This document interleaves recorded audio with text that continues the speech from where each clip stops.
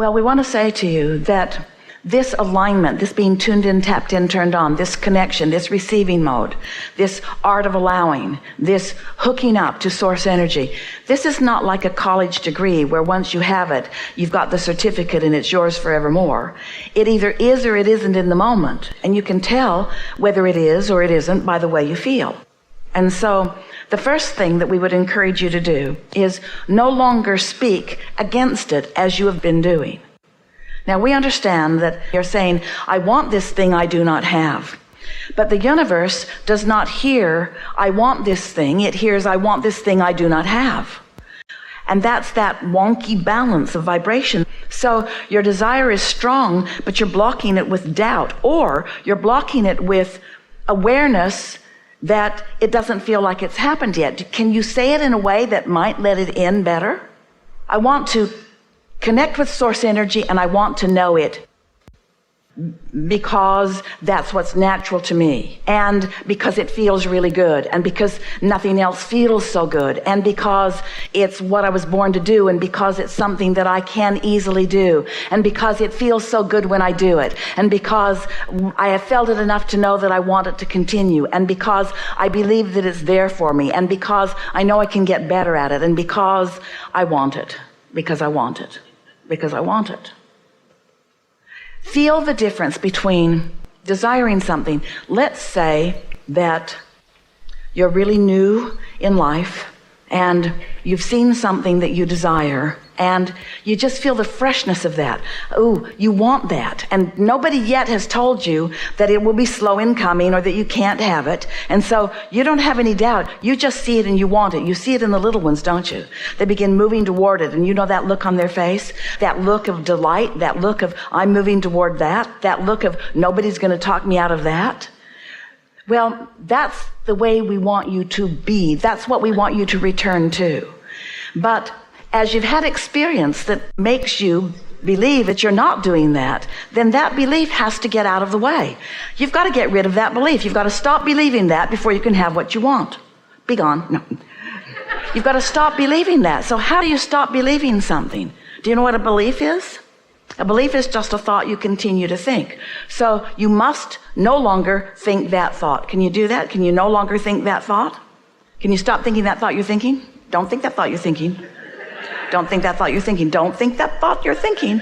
Well, you can see how far you don't get with that, because when you decide that you're not going to think about that, you're thinking about that thing you're not going to think about. And so you're thinking about it, but you don't want to think about it. But then you're mad at yourself because you're thinking about it. And you can't stop thinking about it because law of attraction lurks everywhere. Law of attraction reads your vibration and gives you more. That's how law of attraction is. And that's why law of attraction and momentum are the same subject.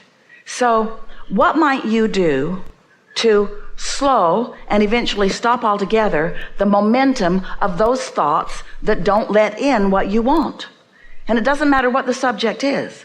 How are you going to slow that momentum? Well, you go to sleep at night, that slows it. And when you wake up in the morning, you could think other thoughts if you were decided that you wanted to. But the best way that we've found is by setting a time aside every day. 15 minutes is enough to quiet your mind, because when you quiet your mind, you stop all momentum of all thoughts. When you meditate successfully, you quiet your mind, and when you quiet your mind, you stop the momentum of beliefs. You stop the momentum of hindering beliefs. You cannot stop, we have not said this before, you cannot stop the momentum of what your inner being believes. Your inner being's beliefs, your inner being's knowledge of who you are and how this all works. You cannot stop those beliefs, but you could stop doubtful beliefs by stopping all thought for a little bit of time. And so when you quiet your mind like that, Esther likes that feeling because it feels like she's sort of floating. She can't tell her nose from her toe. You know, it's a feeling of detachment. And she knows she's there because she's not thinking any thoughts. When you are in that detached state, you've suspended your point of attraction from your thinking mind. You've stopped thought, so you've stopped resistant thought. And a wonderful thing happens when you do that. Your own personal vibration begins to rise and acclimate and connect with. It syncs up When you stop your thought through meditation, your vibration sinks, locks in to the vibration of your inner being momentarily. Now, you can come out of meditation and go right back into a negative conversation with someone, and you can lose that connection. But when you sync up, you're right there. And that's what you're asking for. That's what you want. You want that seamless transmission of your inner being and all that your inner being knows. Source energy flowing to you and through you with no tripping points, with no resistance, with no beliefs that are active within you that are getting in the way. It's such an easy thing to do. It's such an easy thing to do. There is not one of you who cannot do that.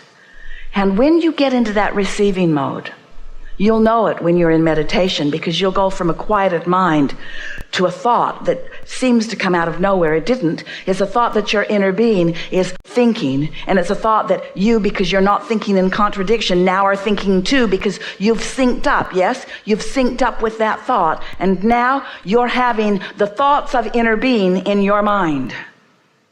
You are tuned in, tapped in, turned on. You are pure positive energy.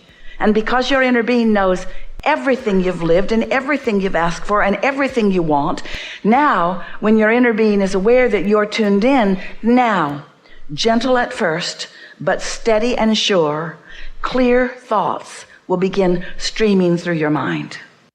Answers to questions, solutions to problems, whatever you want. The most significant thing that you begin to feel is an impulse to move, an impulse to go there or do that. In other words, follow that impulse once you're sure that you've got it.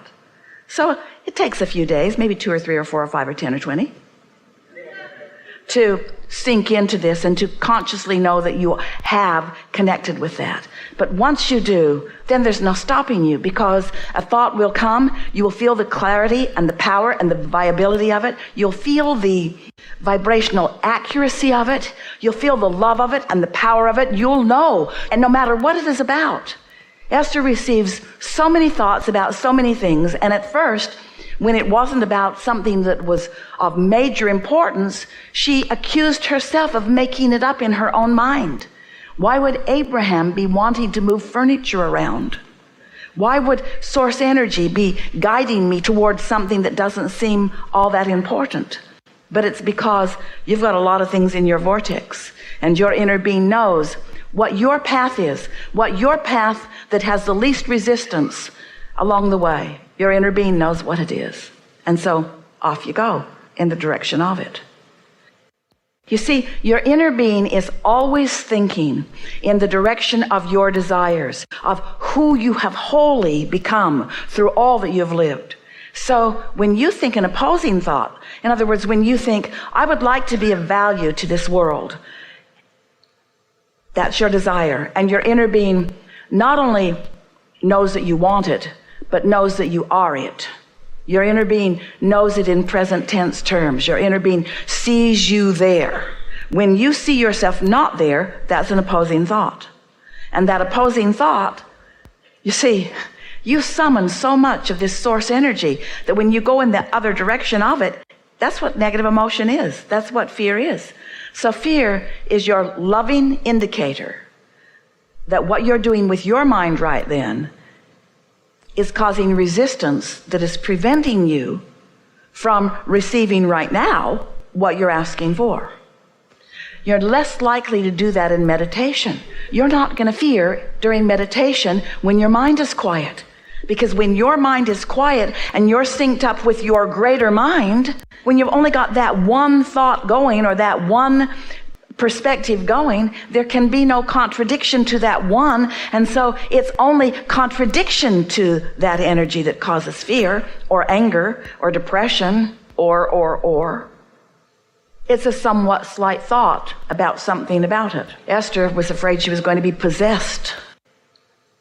She had heard that. Oh, Esther, only bad things will come when you tune into God. Was basically what she was hearing people say. Pure positive energy. She knew it was good. She could feel it was good. She'd never felt love like that before in her life. And then some fearful people warned her about it. And she thought, that can't be right. Something that feels like this can't be that, you see? So it might be that. It might be a little bit of feeling like you're going to lose control, but you won't. You cannot. You can sync with who you are and gain greater awareness of who you are. Esther realized after receiving us in those really early days that if the telephone would ring, she would immediately feel the release of whatever it was we were doing, and off she would go. In other words, she realized that we were not there to control her or to possess her. We were there to be a vibrational match to every single thing that she had ever asked for, and to beam a signal about that so clear that it would be obvious to her in every moment of every day, whether she was in sync with her own desire or whether she was opposing it with old thoughts that she'd picked up along her physical trail. And so you'll free yourself from that in time. But one of the things that we've noticed, and we like this so much, as you hear us here, many of you have had the experiences that we're talking about. So everything we're saying here is just confirmation of what you're already living, or what you're already living is confirmation of what you're hearing here. It makes sense to you. But until you have actually quieted your mind and you know it, and then received a thought, and you know unequivocally that you have received a thought from source, regardless of the subject matter. And you have known that, and so you have followed the impulse of that thought. And it has led you to that, some call it a still small voice. And yet it's not something that you're actually hearing. It's something that you are knowing. It's something that you are feeling. It's something that you are moved toward. As you begin to move in the direction of that, and then wonderful things happen as a result of your having moved toward it. Now you have personal knowledge of many things. Personal knowledge that you've connected, personal knowledge that you are in the receiving mode, personal knowledge that you received, and personal knowledge that you acted upon what you received, and personal knowledge that it was a good thing, that it moved things along, that it turned out well. Then and only then is it your personal knowing. Because words really don't teach. Surprising we offer so many, isn't it? But everyone teaches through the clarity of their own example. If we say something to you that you haven't had personal experience about, then the words don't mean that much. And so you want to become enlightened, and you want to have this clarity pouring through you, and you want it to be for your benefit and for the benefit of others. You know, you were born for that. You came because you are an uplifter to the very core of your being. That's why we want to say to you that through the clarity of your example, others may find this for themselves too. But you will never be one who receives a big wad of goodness and then asserts it into somebody else's experience. Because if that were the case, you got to know source energy would have been asserting it into all of your experiences. Source energy is offering it to you, squirting it in your direction, but you've got to let it in. And in many cases, you got to learn how to let it in. The beasts of your planet still well remember how to let it in, and you call them instinctual. You say they have really good instinct. It must have come through their cellular body. And we say they're tuned in, tapped in, turned on mostly. When you domesticate them, some of them begin to act like you do, but the beasts in the wild especially are pure receivers. We know that you heard what we just said. We know that you've had the experience of that quieted mind, and we know you've had that experience of receiving some impulse. When you yawn, you're receiving that impulse. Your inner being knows your body would benefit by more breathing, and that's hard for you to deny.